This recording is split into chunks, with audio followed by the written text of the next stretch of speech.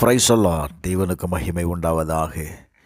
ஆண்டவரும் இரட்சகருமாய் இருக்கிற இயேசு கிறிஸ்துவின் இணையற்ற நாமத்தினாலே இந்த கால வேளையில் உங்கள் யாவரையும் நான் வாழ்த்துகிறேன். இந்த நாளுக்கான தேவனுடைய வார்த்தை சங்கீதம் 29வது அதிகாரம் 11வது வசனம். கர்த்தர் தமது ஜனத்திற்கு பலன் கொடுப்பார். கர்த்தர் தமது ஜனத்திற்கு சமாதானம் அருளி அவர்களை ஆசீர்வதிப்பார். எனக்கு அன்பானவர்களே, இந்த கால வேளையில் கர்த்தர் உங்களுக்கு பலன் கொடுப்பார். நீங்கள் செய்கிற காரியத்தில் கர்த்தருடைய பலனை நீங்கள் காண்பீர்கள். வேதம் சொல்லுகிறது, அவர் சமாதானத்தை அருளி அவர்களுக்கு ஆசீர்வாதத்தை தருகிறார். நான் மறுபடியும் சொல்கிறேன், கர்த்தர் உங்களுக்கு சமாதானத்தை அருளி ஆசீர்வதிப்பார். வேதத்தை கவனித்து பாருங்கள். ஏசாயா 41வது அதிகாரம் 10வது வசனத்தை வாசிக்கும் போது, நீ பயப்படாத, நான் உன்னுடனே இருக்கிறேன், திகையாதே, நான் உன் தேவன், நான் உன்னை பலப்படுத்தி உனக்கு சகாயம் பண்ணுவேன், என் நீதியின் வலகரத்தினால் உன்னை தாங்குவேன் என்று சொல்லுகிறார். கர்த்தர் உங்களை பலப்படுத்தும் பொழுது நீங்கள் தேவனிடத்திலிருந்து சகாயத்தை பெற்றுக்கொள்ளுகிறீர்கள். அதனால தான் கர்த்தர் சொல்கிறார், நீ பயப்படாத,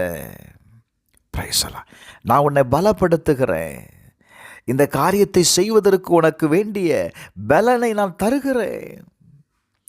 அப்போஸ்தலனாகிய பவுல் சொல்லும்போது, என்னை பலப்படுத்துகிற கிறிஸ்துவினாலே எல்லாவற்றையும் செய்ய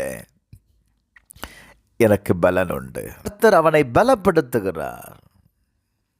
நீங்கள் தேவனுடைய பலனை பெற்றுக்கொள்ளும் போது நீங்கள் அந்த காரியத்தை செய்து முடிக்கிறீர்கள். எந்த காரியத்தை நீங்கள் முயற்சி செய்து தோல்வி அடைந்தீங்க, எது செய்ய முடியாமல் இருக்கிறது, எந்த காரியம் காலதாமதமாகுது, கர்த்தர் சொல்லுகிறார், அதை செய்து முடிப்பதற்கு, அந்த காரியத்தில் உனக்கு ஒரு சமாதானத்தை நீங்கள் பெற்றுக்கொள்வதற்கு நான் உன்னை பலப்படுத்துகிறேன்னு சொல்கிறாருங்க. சோர்ந்து போகாதீங்க.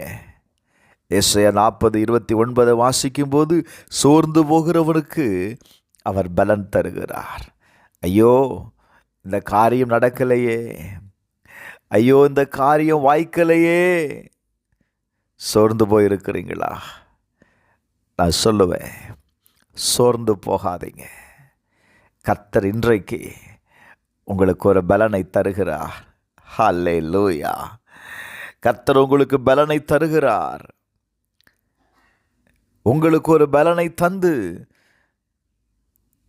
உங்களை அந்த காரியத்தில் செய்து முடிப்பதற்கு வேண்டிய பலனை தருகிறார்.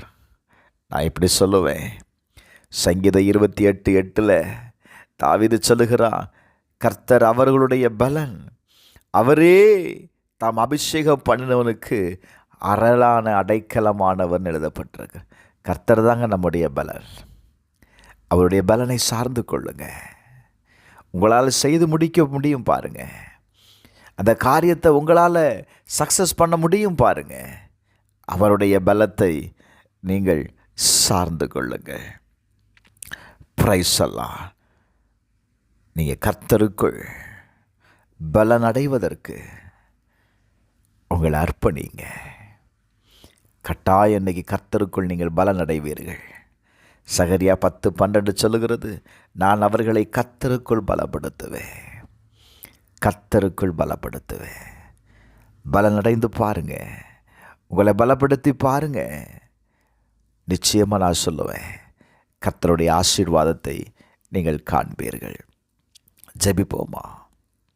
எங்கள் பரலோக பிதாவே, இந்த கால வேளையில் ஆண்டவரே, சோர்ந்து போயிருக்கிற ஒவ்வொருவருக்காக நான் ஜெபிக்கிறேன்.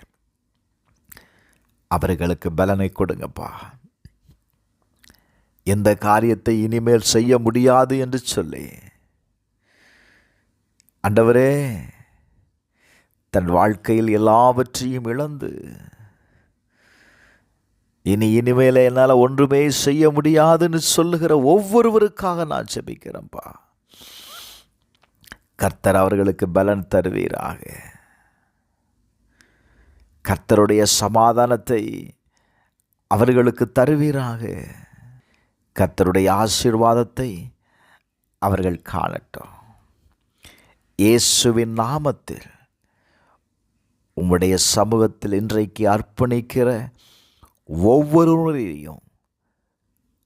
ஒவ்வொருவருடைய ஜெபத்தை கேட்டு கர்த்தர் பலப்படுத்திருங்க.